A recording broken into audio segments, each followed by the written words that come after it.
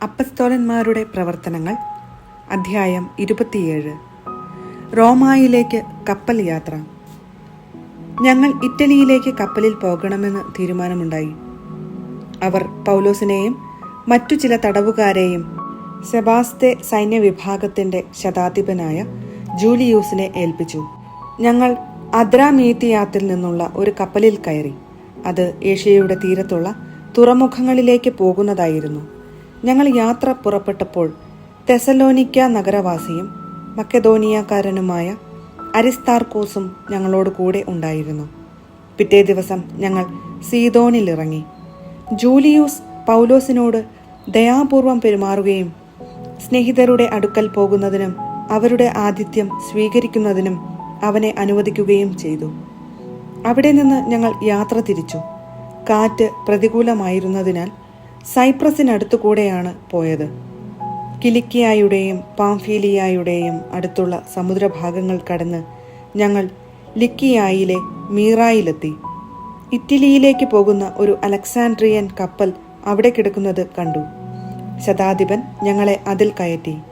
ഞങ്ങൾ കുറച്ചധികം ദിവസം മന്ദഗതിയിൽ യാത്ര ചെയ്ത് വളരെ പ്രയാസപ്പെട്ട് ക്നീദോസിന് എതിരെ എത്തി. മുന്നോട്ടു പോകാൻ കാറ്റ് അനുവദിക്കായികയാൽ സൽമോനയുടെ എതിർവശത്തുകൂടെ ക്രേത്തയുടെ തീരം ചേർന്ന് നീങ്ങി. അതിന് സമീപത്തിലൂടെ ദുർഘടയാത്രയെ തുടർന്ന് ശുഭ തുറമുഖങ്ങൾ എന്നു പേരുള്ള സ്ഥലത്തെത്തി. ലാസായിയ പട്ടണം അതിന് സമീപമാണ്. സമയം വളരെയേറെ നഷ്ടപ്പെട്ടു കഴിഞ്ഞിരുന്നു. ഉപവാസകാലം അവസാനിക്കുകയും ചെയ്തു. അപ്പോൾ യാത്ര ചെയ്യുക അപകടപൂർണവുമായിരുന്നു. അതിനാൽ പൗലോസ് അവരോട് ഇങ്ങനെ ഉപദേശിച്ചു: മാന്യരെ, നമ്മുടെ ഈ കപ്പൽ യാത്ര കപ്പലിനും ചരക്കിനും മാത്രമല്ല, നമ്മുടെ ജീവനു തന്നെയും നഷ്ടവും അപകടവും വരുത്തുമെന്ന് ഞാൻ കാണുന്നു. എന്നാൽ ശതാധിപൻ പൗലോസിന്റെ വാക്കുകളെയല്ല, കപ്പിത്താനെയും കപ്പലുടമയെയുമാണ് അനുസരിച്ചത്. ആ തുറമുഖം ശൈത്യകാലം ചെലവഴിക്കാൻ പറ്റിയതല്ലാത്തതിനാൽ അവിടെ നിന്ന് പുറപ്പെട്ട് കഴിയുമെങ്കിൽ ഫേനിക്സിലെത്തി ശൈത്യകാലം അവിടെ കഴിക്കണമെന്ന് മിക്കവരും അഭിപ്രായപ്പെട്ടു. ക്രേത്തയിലെ ഈ തുറമുഖത്തിന്റെ വടക്കു പടിഞ്ഞാറും തെക്കു പടിഞ്ഞാറും ഭാഗങ്ങൾ കടലിലേക്ക് തുറന്നു കിടന്നിരുന്നു. കൊടുങ്കാറ്റും കപ്പൽ നാശവും. തെക്കൻ കാറ്റ് മന്ദമായി വീശി തുടങ്ങിയപ്പോൾ തങ്ങളുടെ ഉദ്ദേശ്യം സാധിതപ്രായമായി എന്ന ചിന്തയോടെ അവർ നങ്കൂരം ഉയർത്തി ക്രേത്തയുടെ തീരം ചേർന്ന് യാത്ര തുടർന്നു. എന്നാൽ പൊടുന്നനെ വടക്കുകിഴക്കൻ എന്ന് വിളിക്കപ്പെടുന്ന കൊടുങ്കാറ്റ് കരയിൽ നിന്ന് ആഞ്ഞടിച്ചു. കപ്പൽ കൊടുങ്കാറ്റിൽ അകപ്പെട്ടു. കാറ്റിനെ എതിർത്തു നിൽക്കാൻ അതിന് കഴിഞ്ഞില്ല. അതിനാൽ ഞങ്ങൾ കാറ്റിനു വഴങ്ങി അതിൻ്റെ വഴിക്കു തന്നെ പോയി. ക്ലൗദ എന്ന് വിളിക്കപ്പെടുന്ന ദ്വീപിന്റെ അരുകു ചേർത്ത് കപ്പലോടിക്കുമ്പോൾ കപ്പലിനോട് ബന്ധിച്ചിരുന്ന തോണി വളരെ പ്രയാസപ്പെട്ടാണ് നിയന്ത്രണാധീനമാക്കിയത്. അവർ അത് എടുത്തുയർത്തി കപ്പലിനോട് ചേർത്ത് കെട്ടിയുറപ്പിച്ചു. പിന്നെ സിർത്തിസ് തീരത്ത് ആഴം കുറഞ്ഞ സ്ഥലങ്ങളിൽ കപ്പൽ ഉറച്ചു പോകുമോ എന്ന് ഭയപ്പെട്ട് കപ്പൽ പായകൾ താഴ്ത്തി. കാറ്റിന്റെ വഴിക്ക് കപ്പൽ നീങ്ങിക്കൊണ്ടിരുന്നു. വലിയ കൊടുങ്കാറ്റിൽപ്പെട്ട് കപ്പൽ ആടിയുലഞ്ഞതിനാൽ അടുത്ത ദിവസം അവർ ചരക്കുകൾ കടലിൽ എറിയാൻ തുടങ്ങി. 3-ാം ദിവസം അവർ സ്വന്തം കൈകൊണ്ട് കപ്പൽ പായകളും വലിച്ചെറിഞ്ഞു. വളരെ ദിവസങ്ങളായി സൂര്യനോ നക്ഷത്രങ്ങളോ പ്രത്യക്ഷപ്പെട്ടിരുന്നില്ല. കൊടുങ്കാറ്റ് ആഞ്ഞടിച്ചു കൊണ്ടിരുന്നതിനാൽ രക്ഷപ്പെടാമെന്ന ആശ തന്നെ ഞങ്ങൾ കൈവെടിഞ്ഞു. പല ദിവസങ്ങൾ ഭക്ഷണമില്ലാതെ കഴിയേണ്ടി വന്നപ്പോൾ പൗലോസ് അവരുടെ മധ്യേ നിന്ന് പറഞ്ഞു: ജനങ്ങളെ, നിങ്ങൾ എൻ്റെ വാക്ക് കേൾക്കേണ്ടതായിരുന്നു. ക്രേത്തയിൽ നിന്ന് യാത്ര തിരിക്കുകയേ അരുതായിരുന്നു. എങ്കിൽ ഈ നാശങ്ങൾ സംഭവിക്കുമായിരുന്നില്ല. എന്നാൽ ഇപ്പോൾ ധൈര്യമായിരിക്കണമെന്ന് നിങ്ങളോട് ഞാൻ ഉപദേശിക്കുന്നു. കപ്പൽ തകർന്നു പോകുമെന്നല്ലാതെ നിങ്ങൾക്കാർക്കും ജീവഹാനി സംഭവിക്കുകയില്ല. എന്തെന്നാൽ ഞാൻ ആരാധിക്കുന്നവനും എൻ്റെ ഉടയവനുമായ ദൈവത്തിൻ്റെ ഒരു ദൂതൻ ഇക്കഴിഞ്ഞ രാത്രി എനിക്ക് പ്രത്യക്ഷപ്പെട്ടു പറഞ്ഞു: പൗലോസ്, നീ ഭയപ്പെടേണ്ട. സീസറിൻ്റെ മുൻപിൽ നീ നിൽക്കുക തന്നെ ചെയ്യും. നിന്നോടൊപ്പം യാത്ര ചെയ്യുന്നവരെയും ദൈവം നിനക്ക് വിട്ടു തന്നിരിക്കുന്നു. അതിനാൽ ജനങ്ങളെ, നിങ്ങൾ ധൈര്യമായിരിക്കുവിൻ. എന്നോട് പറഞ്ഞതെല്ലാം അതുപോലെ സംഭവിക്കും എന്ന് എൻ്റെ ദൈവത്തിൽ ഞാൻ വിശ്വസിക്കുന്നു. ഒരു ദ്വീപിൽ നാം ചെന്നുപറ്റും.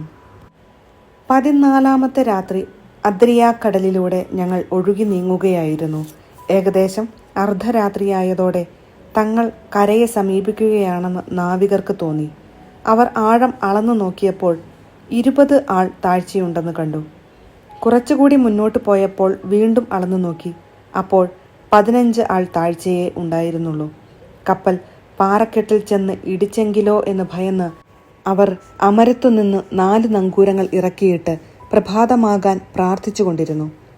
നാവികർ കപ്പലിൽ നിന്ന് രക്ഷപ്പെടാൻ ആഗ്രഹിച്ചിരുന്നതിനാൽ കപ്പലിന്റെ അണിയത്തുനിന്ന് നങ്കൂരമിറക്കാനെന്ന വ്യാജേന തോണി കടലിലിറക്കി. പൗലോസ് ശതാധിപനോടും ഭടന്മാരോടുമായി പറഞ്ഞു, ഈ ആളുകൾ കപ്പലിൽ തന്നെ നിന്നില്ലെങ്കിൽ ആർക്കും രക്ഷപ്പെടാൻ സാധിക്കുകയില്ല. അപ്പോൾ ഭടന്മാർ തോണിയുടെ കയറ് ഛേദിച്ച് അത് കടലിലേക്ക് തള്ളി. പ്രഭാതമാകാറായപ്പോൾ ഭക്ഷണം കഴിക്കാൻ പൗലോസ് എല്ലാവരെയും പ്രേരിപ്പിച്ചു. അവൻ പറഞ്ഞു, നിങ്ങൾ ഉത്കണ്ഠാകുലരായി ഒന്നും ഭക്ഷിക്കാതെ കഴിയാൻ തുടങ്ങിയിട്ട് 14 ദിവസമായല്ലോ. അതിനാൽ വല്ലതും ഭക്ഷിക്കാൻ നിങ്ങളോട് ഞാൻ അഭ്യർത്ഥിക്കുന്നു. അത് നിങ്ങൾക്ക് ശക്തി പകരും. നിങ്ങളിലാരുടെയും ഒരു തലമുടി പോലും നശിക്കുകയില്ല. ഇതു പറഞ്ഞിട്ട് അവൻ എല്ലാവരുടെയും മുൻപാകെ അപ്പമെടുത്ത് ദൈവത്തിന് കൃതജ്ഞതയർപ്പിച്ചുകൊണ്ട് മുറിച്ച് ഭക്ഷിക്കാൻ തുടങ്ങി. അവർക്കെല്ലാം ഉന്മേഷമുണ്ടായി. അവരും ഭക്ഷണം കഴിച്ചു. കപ്പലിൽ ഞങ്ങൾ ആകെ 276 പേർ ഉണ്ടായിരുന്നു.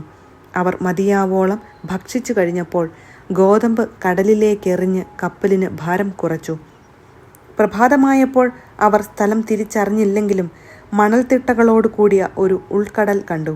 കഴിയുമെങ്കിൽ അവിടെ കപ്പൽ അടുപ്പിക്കാൻ അവർ ആഗ്രഹിച്ചു. അവർ നങ്കൂരങ്ങൾ അറുത്ത് കടലിൽ തള്ളി. ചുക്കാൻ ബന്ധിച്ചിരുന്ന കയറുകളും അയച്ചു. കാറ്റിനനുസരിച്ച് പായ് ഉയർത്തിക്കെട്ടി തീരത്തേക്ക് നീങ്ങി. മുൻപോട്ട് നീങ്ങിയ കപ്പൽ തള്ളി നിന്ന തിട്ടയിൽ ചെന്നുറച്ചു. കപ്പലിന്റെ അണിയം മണ്ണിൽ പുതഞ്ഞ് ചലനരഹിതമായി. അമരം തിരമാലയിൽപ്പെട്ട് തകർന്നുപോയി.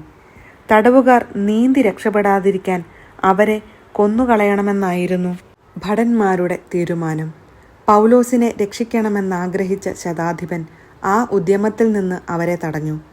നീന്തൽ വശമുള്ളവരെല്ലാം ആദ്യം കപ്പലിൽ നിന്ന് ചാടിയും മറ്റുള്ളവർ പലകകളിലോ കപ്പലിന്റെ കഷണങ്ങളിലോ പിടിച്ചും നീന്തി കരപറ്റാൻ അവൻ ആജ്ഞാപിച്ചു. അങ്ങനെ എല്ലാവരും സുരക്ഷിതരായി കരയിലെത്തി.